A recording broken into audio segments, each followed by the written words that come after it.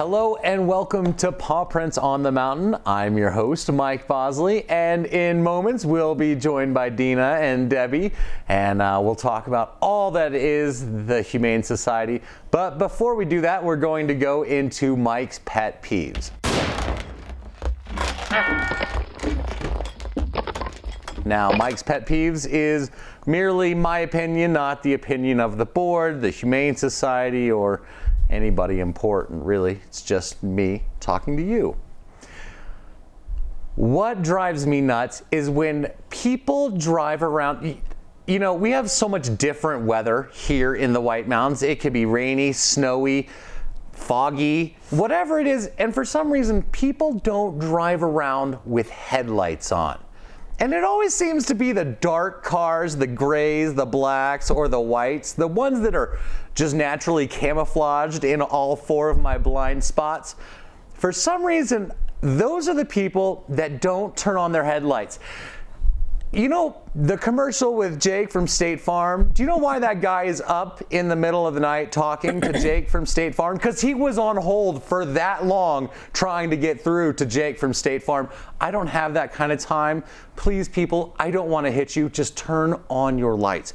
But what gets me crazier than that, when people are like, hey, I just paid $800 for this paper dog. Are you serious? If you need a paper dog, come on down to the Humane Society. We'll give you our bi-yearly newsletter, and there's some papers to go with this dog. And if you still want to pay $800 to adopt that dog, we'll gladly charge you $800 if that's what you need. It's ridiculous. Maybe you're under the impression that only purebreds can be trained. Another huge misconception. I have a lab beagle and he's great. My lab foxhound, not so great. But my lab beagle, very, very trainable. Now, if you need to have a purebred, believe it or not, come down to the Humane Society. We do have purebreds. Like there's a purebred mutt, there's a purebred lover, there's probably a purebred player. There's all kinds of dogs, and I guarantee you, there's going to be one for you. Even if it's not at the Humane Society of the White Mountains, there's so many other shelters to look into before you just buy a dog from the other side of the state, from some review you read online, just because. Do the right thing, come to the Humane Society, and help save lives. Ladies? Well, and we get purebred dogs in. I believe you do. I'm sure you do. Yeah, we do. We also have what we call our want book. And that is if someone is looking strictly for a breed specific, they can go into our want book. There was a man that was in our want book that wanted a Mastiff puppy. 5 years he waited. And we got a full-blooded, Moxie was her name, a purebred Mastiff in, and she had pups. She came in pregnant to us, had pups. We called that guy after 5 years. He got pick of the litter. He waited 5 years. Wow. Because he knew what he wanted, and he wanted to adopt. He didn't want to go to, you know, a breeder. He wanted to be able to do the rescue. I did not know that. Yeah, we have what we call our want book, and that's where we actually call on these purebred dogs out of to start with, and we call everyone on that list by who's been out the longest waiting. Right. And if nobody wants it, then it goes through our whole system and ends up for adoption. Wow, I wish I would have known about that years ago. Maybe I would have got my purebred lab instead of the lab foxhound, because she is nuts. We have a purebred female lab right now, and we just adopted a male purebred black lab. I saw that on your Facebook, and I think I commented on Terry's, like, ooh, this is tempting. And she laughed hysterically, knowing that my newborn and my other 3 dogs would not approve as much as I wanted to. Right, and neither would Adrian. No, she would not. That's what she needs, is one more baby. Right. But a very cute puppy. Very cute puppy. Yes. There's also, like, we've got a cat with us today. Would you tell us about our other guest? By the way, I'm such a jerk. Everybody, this is Deena, the director of the Humane Society, and Debbie Torbet, you're the shelter manager. Yes, it just didn't roll off the tongue right. I apologize. So, ladies, would you introduce our third guest? So this is Buddy, and he is actually our tester cat. So he lives at the shelter. Okay. He came in as a feral, and he actually, when he got there, he actually bit the dog. So he had to go on quarantine for a while. Yeah. And then he started coming around, so we put him in what we call the tech room, and that's where we do our safer tests and things like that for the dogs that go up for adoption. And we use him to see if a dog's going to get along with cats. He's very mindful of the dogs. He knows if they're going to charge at him, something like that, he is going to stay away from them. But if he's kind of like, well, maybe they'll come around to me, then he'll inch closer. But if he can sense that they're a cat dog, then he'll just rub on them, and it's actually, he does this with the dogs. This from the feral cat. Yeah. So Wow. yeah, he's been with us, I want to say since 2011, and he's perfectly happy. He loves people. Everyone loves him. And he stays in our adoptable cat room now. So he hangs out with the other cats and stuff now. He didn't make it to the employee party this year. No, he didn't. But yeah, so he is an employee in a sense. And he gets paid with little canned food and treats and love, plenty of love. Lots of love. Everybody, all the staff it's his favorite. Well, yeah, there's just so much love there at the shelter, all in all. I mean, now I've seen behind the scenes and everything else, but we're actually going to be offering tours for people, the public, here in a couple months. Isn't that correct? Yeah, on June 20th, we're having our 50th year birthday party. That's right. 50 years in the White Mountains for us. And so we are having a big party, and we're inviting everybody. Come and see what we are and where we're at today. You know, get to know us, get to know our staff, our board members, our volunteers, and we will be doing full tours, because a lot of people, when they come in now, they think, well, they're not that big. You know, they see 21 dogs and 3 cat rooms available. What they don't see is that we have 2 buildings in the back that have more dogs back there waiting to get up front. And then we also have a big cat room in the back, a cat building where it's called the stray cats is what we call them as they come into us. And they work their way from there up into our cat room or to Pet Sense, where we have adoptions all the time with cats. So on June 20th, and this is going to be huge. We're working on it. You know that. You're in that committee. You're the head of that committee, Mike. So I knew I was on that committee, but that's right. Thank you for reminding me I'm the head of that committee. And that meeting is again already tomorrow. Yes. So, yes. But yeah, it's going to be huge. We're going to have a barbecue, hamburgers, hot dogs. We're just going to have a great time, and we're going to show everyone how big we are and what we do. And it's going to be really a day of celebration, just because from what the Humane Society started out as, and the goodwill that was there is now just magnified so many times with really all the rooms that they have for the dogs. Yeah.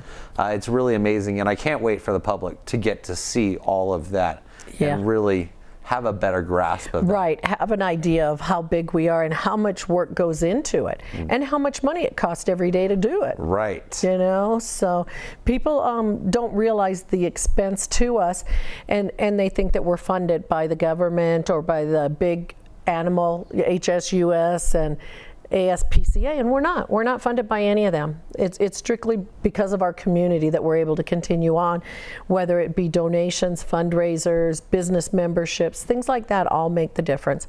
And that's how we carry on.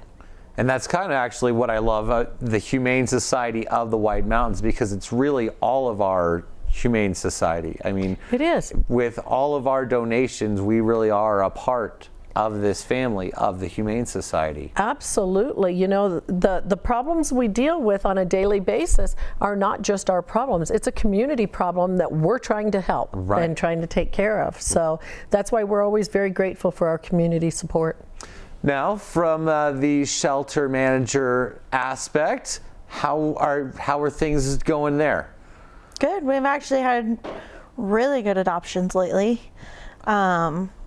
I think over the weekend we had 9 adoptions. Now, which isn't is there really an good. adopt-a-thon coming up here soon? There's usually a spring adopt-a-thon over at Pet Sense in May, but Pack 911 in March, at the end of March, will be down in, I think, Fountain Hills. Okay. Awesome. And that's an adopt-a-thon that we do. And then in May, there's usually around Cinco de Mayo, they do an adoption event over at Pet Sense. Now, are you the one in charge of the Facebook page? Yeah, kind of. You do a really good job of posting, like, when there's a lost animal that comes That's in. between myself and Cassie, we usually get those put up You pretty guys quickly. are great with that. That is just an amazing, really, it's almost the highlight of my day when I'm scrolling through Facebook and political, and then all of a sudden you're like, yay, somebody got adopted. And Yes. it really is, it puts a smile on my face. Those words are from Cassie. Are they Yeah, usually? she does really good with the verbiage and everything of how she words things on the adoptions. It's really cute. We love that. Okay, so we're going to take a quick break, and then when we get back, let's see, we're going to talk about the doghouse. Yes, We got some good stuff going on over there. absolutely. By the way, you ladies are wearing green for St. Patrick's Day. Happy course. Yeah, I'm not. St. Patrick's Day in the Humane Society. Yes, go hand in hand. Yes. We need to work on that. That could be a good fundraiser. I could see Could that. Instead of like Dogtoberfest, have like a St. Patty's Day for the Oh, wouldn't dogs. that would be fun. St. Patrick's Day. St. Patrick's Day. It's like we're coming up. Patrick's, yeah. This is amazing stuff. Yeah. We'll talk about this in the board meeting. We'll be back in just a couple moments with more from these ladies and the Humane Society.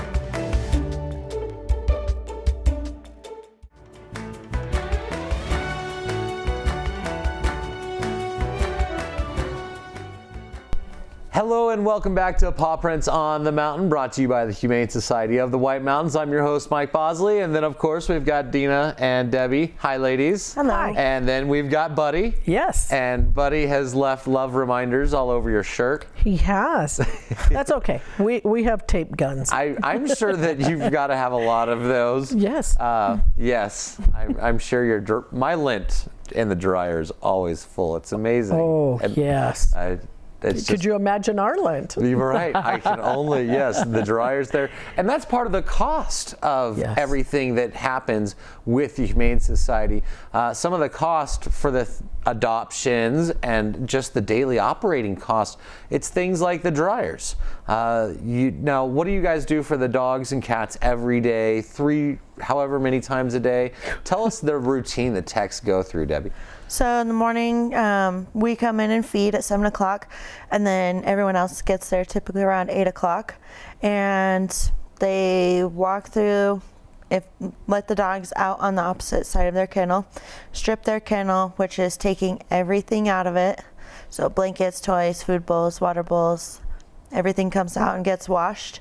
And then they'll clean the kennel, scrub them down really good, and then everything goes back. So everybody gets a fresh blanket, fresh toy, water bucket, and food dish when it's time to eat every day. And then we're always hopeful that we have volunteers, but our volunteers aren't on a set schedule. They're just able to come whenever they have time. Right. So if there's not a lot of volunteers coming, then the walking of the dogs relies on all the staff. So then they walk all of the dogs at least twice a day. If we do have volunteers, they get walked more. And then they can, on nice days, then they can go out into the exercise yards and get more exercise than just walking. But they still get walked even though they're going out there. And then we do that on the reverse side of the kennel, clean everything again. So Right. And then it's almost time to get ready and lunch. lunch. So now lunchtime comes, everybody gets their food bowl. Come back. By the time you get done feeding this section, this one's done eating. So then you got to pick those bowls up, take them to the laundry room so they can get washed. And It sounds like a non-stop. it's Now, it's a non-stop day for everybody. And then we call them tours. but we don't just let the people go back and see the animals, because if they have questions, then we have a staff member right there to be able to assist them and stuff like that. Right. So if we don't have any volunteers to help with that, then the staff has to get called for the tours and things too. Right. So. Well, and that's just the part of Yeah, it, just because a you're small- intaking just a small- animals, they're yeah. doing health checks, evaluations on them, Right. vaccinations on them. I mean, it's nonstop. There is never enough hours in our day.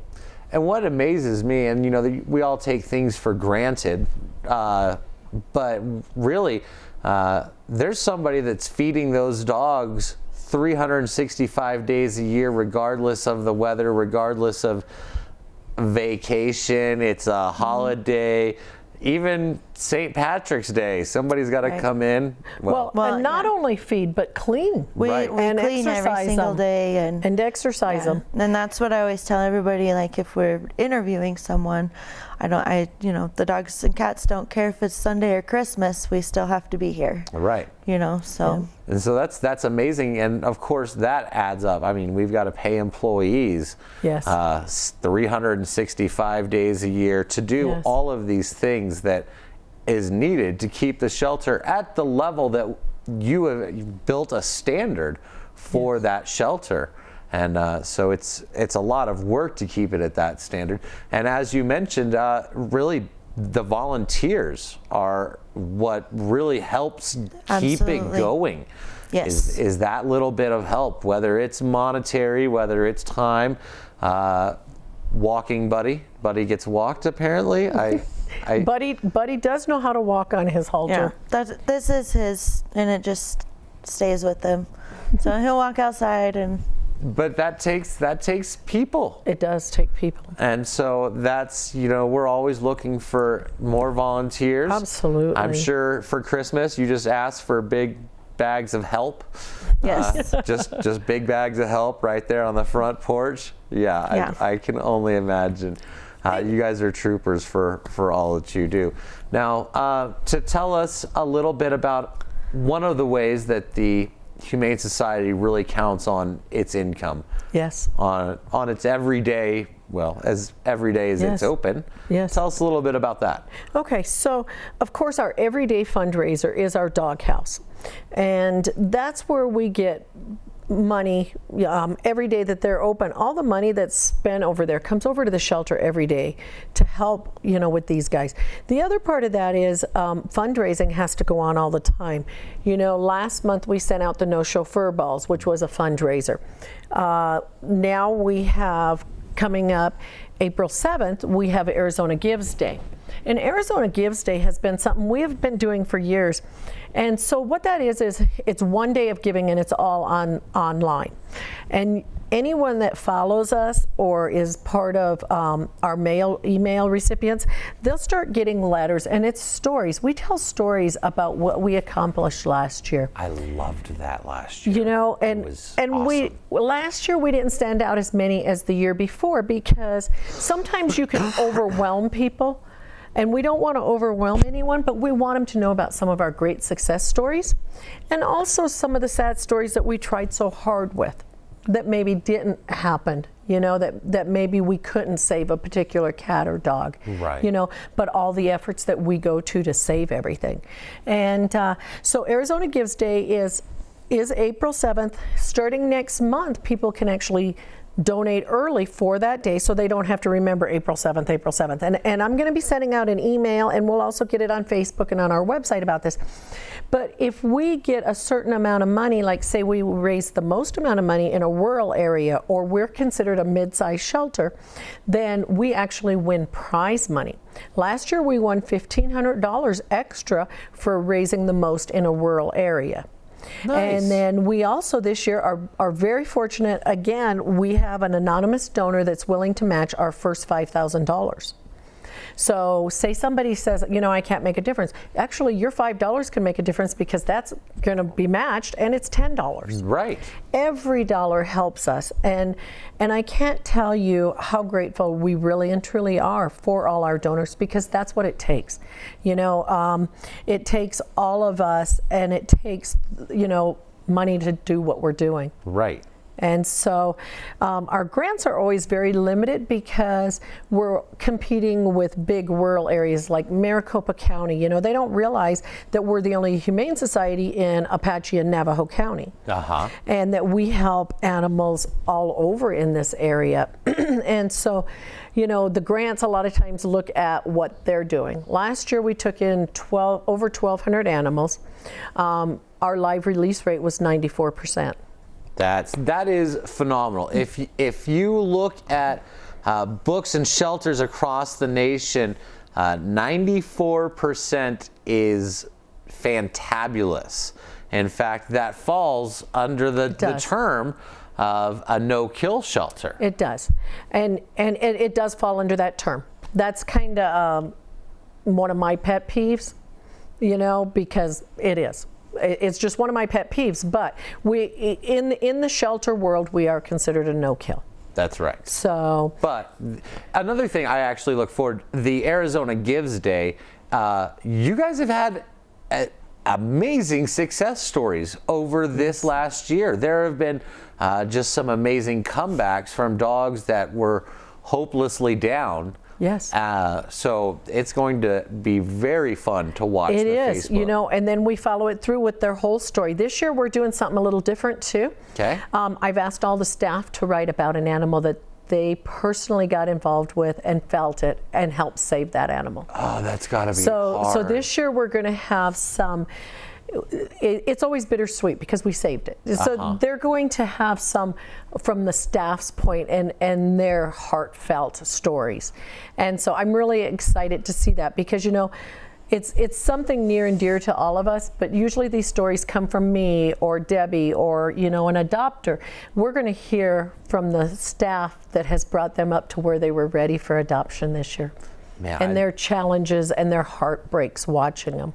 That's got to be a difficult choice. I can only imagine they go through all of those emotions in a single day, 365 days a year. Well, and do we have a psychologist on hand for the employees? Some days it feels like Debbie and I are, and other days we feel like we need one. Right, and that's where Buddy comes in. That's where Buddy comes in, therapy and tester. But you know, really, it's amazing the stories that we do have and the feelings because.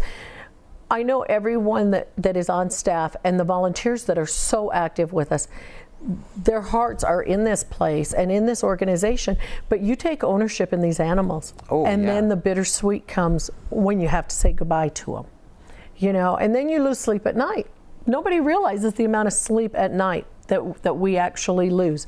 Did we place it in the right place? Did we make those right decisions? Could we have, you know, gone, you know, a little bit farther or whatever, you know, and then if you really let your mind wander, you worry about the ones that are still running on the streets that need you. Now, speaking of running on the streets, there's a huge myth around that. I don't want to call the pet control, the animal control, because I don't want to send the animal to doggy jail. And I did a pet peeve months ago about how the Humane Society is anything but doggy jail. But what is it really doing for the animal when we call animal control? It's saving the animal. Okay. It is. It's getting them off the street. So, I mean, potentially getting hit by a car or in coyotes a fight or coyotes, something. Yeah. You know, and you're getting them out of the elements where they could get frostbite in the winter or dehydration in the summer. You know, that is definitely something. The animal control kind of, I think, has a bad rap, like what we've had for so many years about don't take your animal there, it'll die and all this. That's not who we are, obviously. Right. But animal control is here to help your animal too. And I've watched the animal control officers, if they know where the animal goes, they will take it home so many times, you know, if there's someone at home to get it. Right. You know, and these animal control officers feel just like we do. You know, they care about saving these animals, getting them to the safe haven, which is us. Right. You know, get it there because they know that from there, that is their best chance of potentially and hopefully finding their home again. And if not, getting all the care they need until we find them a new home if their owners never step up. Yet another reason to have tags and everything else if the animal control officer does microchip, because I mean, obviously they help. They lived in California. And they lived in California. Wow. You know? And that could have been so tragic. Yeah. And she was old. She was at least 11. Jeez. Her whole face was all white, you know, so. Poor thing. Well, that is a miracle story. Yeah, we love so that. Thanks to her microchip, she was able to get back home. All right. Now, before we go, there's amazing things that we do at the Humane Society. We do microchips. We do tags. We do with a grant. There's spay and neuters. Yes. So they can call the Humane Society and check for prices. And ladies, would you give us that number before we call it a day? So the phone number to the shelter is 928-368-5295. And keep following on Facebook, because if you've lost your pet, they're posted there if they get to us. Okay. And get us a loss report, because we may not have it today, but we could have it tomorrow or next week. And like I said, it's the highlight of my scrolling through Facebook. That's going to do it for us this month. And thanks for taking the time to hang out with us. And we will see you next month right here on Paw Prints on the Mountain. Thanks, guys.